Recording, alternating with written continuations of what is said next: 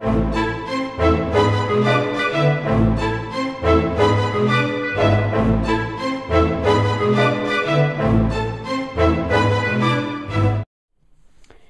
everybody, this is Sherry at djsundry.blogspot.com, and today I have something kind of quick to get started, and I'm going to tell you about it, and then I'll come back later and show you different spots in the process. I'm actually going to be making a mini album. Now I'm getting ready for the cropped event, and we were in our kits, we were given 2 pieces of paper layers paper, and I don't know if you've seen paper layers paper before, but it's really a lot of fun.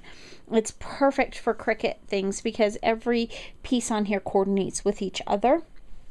And so the challenge for these 2 pieces of paper is you are supposed to take one of them, and it didn't matter which, and some of the kits, they may have been the same, but mine, they weren't. I thought about pulling out my paper layer stash and getting the other one that matched, because I think it would have worked a little bit better, but I think I can still make it do.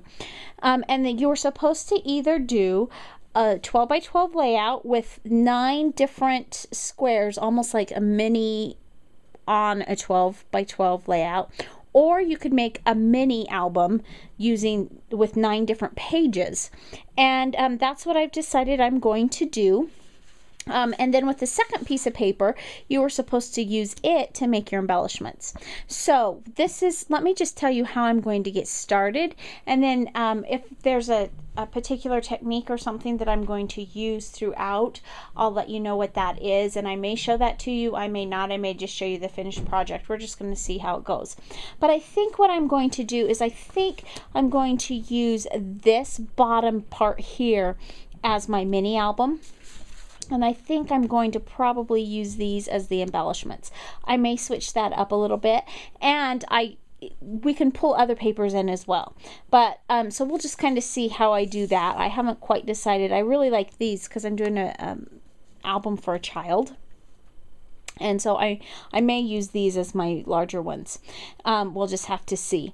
And so I'm going to be making a small mini, and I want this to be, it's for a little girl, and I'll explain that as I go on, but I want it to be really durable. One thing that I could do is I could just put these back to back, but I probably won't put them back to back. Well, I will put them back to back, but I'm probably going to put chipboard in between it just to give it that strength so that little hands don't tear it up. So I'm going to cut these 9 squares apart and make them be these solid ones will be my covers, and I'll probably pull in an extra sheet to be a cover, and then these will be the inside pages. So it's just going to be a real simple small mini, and then I'll put them back to back. This one is the waiting in line. I'll put them back to back with chipboard in between. So thanks for stopping by today, and we will get started on this fun project. Thanks. Okay, so we're back, and I have done the prep work. To start with, I had this chipboard. Now, I don't buy chipboard. I don't know that I've ever bought chipboard. I normally get chipboard from the backs of books or forms at work. I had a girl at work that was saving pieces of chipboard for me until I said, okay, I've got enough to last a while. And then when I start getting low, I'll get her to save some more from every time they open a package of forms. So this was from the back. This is really heavy chipboard. Heavier than most. You're real thin. This is probably like 16th inch. It's pretty heavy duty. So I cut 5 of these into 4 by 4 squares, and that's the first thing I did. Then I took my piece of paper. Now, because I'm doing fronts and backs, I needed 10 squares, and unfortunately on the grid there was only 9. Now the rules say that you need to use this to do 9 pages or whatever, but it doesn't say anywhere that you can't do extra pages. So I went in and found my paper layers and found the coordinating paper so that I could get 1 more square. And then the other thing, if you remember on the bottom, we had these that were black, white, and cream. Well, I wanted print. but the other side of that is a print. So what I did is I went ahead and cut it, and I used the back side. But then I ran into a different problem. The next problem was that the bottom layer, the solid layer, is about 3 3/4 inches instead of a full 4-inch square. The rest of them are 4-inch squares. But that's really not a problem. What I did is, this was one of the colors, one of the solids, and I left it empty at the bottom, and we'll trim that out and make that look pretty so it won't matter. Another thing I could have done is I could have cut it in the middle and left it empty in the middle and then run trim around the middle. Either way, it won't matter. But I'll probably punch a border or something and put it down there, or use it somehow in my design. And I also used the back side. So I've got two pieces that this is going to be, one of them will be my front cover, sorry about that, and the other one will be my back cover, and this will be the outer front and back cover. And I've got a little extra glue here, but that's okay because the pictures are such good pictures, but they take up a lot of space, so I'm actually not going to have a lot of room on here anyway, so that's going to be okay. And then this is, I used one of the brown squares for one of the inside covers, and this is the other brown square for the other inside cover. And I'll tell you, I'm going to be needing every bit of surface area that I have on these, so it's really a good thing that I have as many. In fact, I thought about maybe going back later and adding more pages, but I think I've got a plan for that instead. So there we've got those, and then I used the green and the pinks. Again, this is another one that was short because it was the bottom, and so I'll have to cover that up. And then I've got pink and green and green and pink. So that's going to be my book. Now, what I used to attach these was just the Scotch Quick Dry tacky glue. I don't use a lot of glue when I am scrapbooking, or really for anything, because I don't like that it leaves bubbles.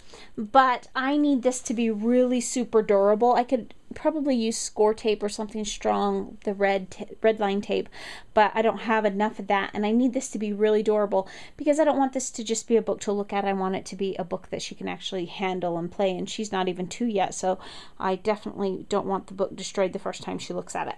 So that's our start, and when we come back, I'll show you some more things. So thanks for stopping by.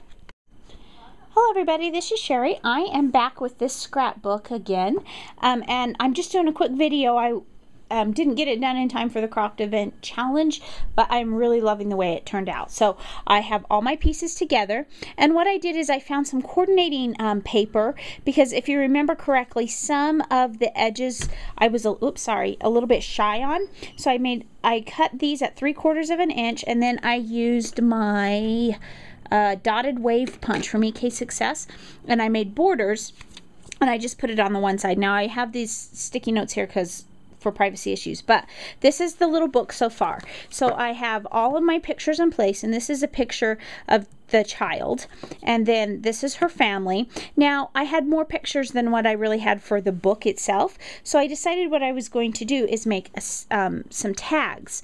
And so this first tag, if you pull it out, on one side it's the baby's mom, and on the other side it's the baby's dad. And what I did is I tied them together so that it could be taken out but not lost. And then I did the same thing on the other side with the baby's both sets of grandparents. So that's where I am with that. And then we have 2 feet and some eyes and ears, mouth and nose and fingers. And then the back, I just put my own handmade stamp in there.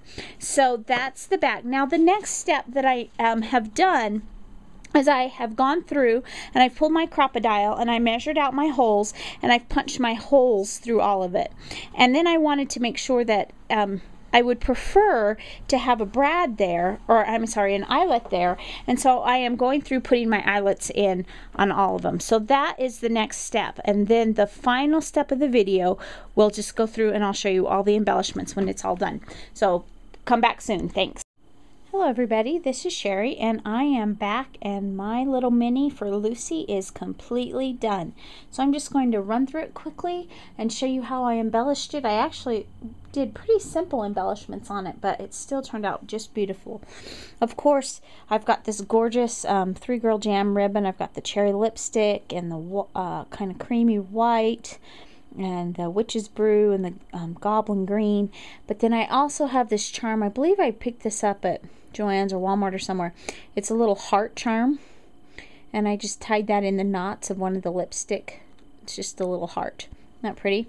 Now I played with this black and white photo, and I know the face of the baby's all covered because I just try to keep those things private, but I didn't want to mess up. The picture is one of truly the most adorable pictures I've ever seen, and I didn't want to mess up the baby's picture, and so rather than putting my normal title that I would have, I just pulled out my Zig two-way pen, just this little one here, and I wrote on it for the title. And I had, when I printed up the photos, I printed up 2 copies so that I would have extras, which is a good hint. Have an extra backup set. You can use them somewhere else. In this case, I'll just give these to the baby's grandma, the extra ones that I printed up, because I don't need them. But when you have an extra, print up an extra set so that you don't get halfway through a project and mess up and realize you didn't like it, and then you have to wait until you can print up the photos. But this one was actually in black and white, and I just wrote on it, "Look what God gave Lucy." And so then when you open it on the inside, again, the very first picture is a family photo of their family, and I put family. And this sticker is one from K & Company, and then these are from Megan Elizabeth, these little hot pink letters, and I put mom and dad. And when you pull out this tag, on one side there's a picture of mom, and on the other side there's a picture of dad. Now I put an eyelet through the tag. Again, I think I mentioned this earlier, because I didn't want the tag to get lost, so I tied a piece of just plain white ribbon, probably Offray or something, thin narrow ribbon, and just that I had in my stash, clipped on one of my pins. And then this big ampersand I just had from a black, I can't even remember what the sticker company is. It's one that I've had for a long time. And I put and then the hot pink ones were mom and dad. I put mom, dad. And then these little purple butterflies are from Studio G. And then on the other side, I did the same thing with the grandparents. Now, I could have done one more page, and I probably should have, and then I could have maybe not had to do the tags. I could have had more pictures, but this does 2 things. It makes it more interactive, and then it also takes up fewer pages. And I had originally planned to enter this in the Cropped Event Challenge, which I'm not going to have time to get that done. It's too late. That challenge is already over and the winner's been announced. But it was supposed to be 9 squares, and so I was trying to, when I designed the book, I was trying to fit it into that. Now this one, again, I used those Megan Elizabeth from Above Ruby Studios, those hot pink letters that say grandparents, and I just made my own little border tag or banner tag and put it across, and I inked around the edges. Now I inked around the edges of almost everything in here with Dusty Concord Distress ink from Tim Holtz, and I did the same thing. I did the grandparents on the tag, and on one side I did the paternal grandparents, and on the other side I did the maternal grandparents. And then I also indicated what the child calls her grandparents. She will call her paternal grandparents Papa and Mormor, and then she'll call her other one, I believe it was Papa or Poppy, or I can't remember, and Nana, and Pops, I guess is what it was, Pops and Nana. And so I've already got that all in there. And then this is just some bling that I had picked up a long time ago. I don't even have the packages to tell you what it is, but from Michael's, I think, a long time ago. And then this one, again, I just wrote on the picture because I didn't want to take away from the photograph by putting stickers, and it was so large that it barely fit my space. So I just matted it in some kind of lavender, dark lavender paper, and distressed around the edges. And then I put one little piece of that bling there, and this says 10 toes and 2 feet. Again, just wrote it right on the photograph. Now test your surfaces with your pens to make sure it will work, and that's what I did. I wrote on the photograph, one of the extra ones I had, I wrote on it to make sure that it would work and it wouldn't smear off. And as you can see, it doesn't smear off. And then this is Two Eyes. Now these stickers are from, oh, I can't remember. I think it's My Mind's Eye or something. It's from a pack that I've had. I've done a recent project with them that I picked up at Joann's, and it just says Two Eyes. And then I had this flower, and this is just a flower that I had from Prima, and they are cream flowers, and I had sprayed it with my pink homemade spray, and I actually had it on a bulletin board, and when I pulled it off the bulletin board I didn't want to lose it, so I just threw it back in the stash, and it was a perfect color to go in here with the book. So I just put that up on the top, and then I had some stickles, and I don't know the name of this. The bottle looks pink, and it's some that someone had given me, and there's no name on it, but when it comes out, it doesn't really come out pink. It picks up the tones around it. And again, I matted this photo in just some purple paper that I had, and then I just made little random swirls with my stickles here. And then on this side I had another one. This one says Two Ears, even though there's only one here. And these are the baby's eyes, ears, nose, and mouth. They're all hers. And these stickers are some that I had picked up on a closeout a long time ago. And then to add a little bit of sparkle to it, I had some purple stickles that I put right here. Actually, I think they were from Studio G as well. And I just drew a line right at the edge of my little border page here, kind of like a page turner. So then this one, again, this helped save a page for me, because in the first book that I did that was similar to this, although it was far different than this, but the first one that I had done, I had a different page for the mouth or the nose, or they were separate. But this one, I didn't have separate photos, and I could have cut them separately, but I decided, no, I'm going to leave it, and then that gives me, I can put it all on one page. So I put mouth, nose, and then my friend was here, and we were crafting together, and she had this cute little hot pink butterfly in her stash, and so I just glued that on with some glossy accents. And then for this last one, I just took a piece of that same some of that lavender cardstock that I've been using for some of the photos, and I matted my photo in it, and then I just took a rectangle, again distressed around the edges of it, and then put 2 hands and 10 fingers on that, and then another one of those little Studio G butterflies. And then on the back, to finish it off, I just used my homemade stamp, and again using Dusty Concord, and then I signed my name on it. So that is my mini album. I know this is probably a fairly long video. It was a fun project. I hope you try it. This Paper Layers paper from Megan Elizabeth made the perfect, cute little mini album. So thanks for stopping by today, and have a great day.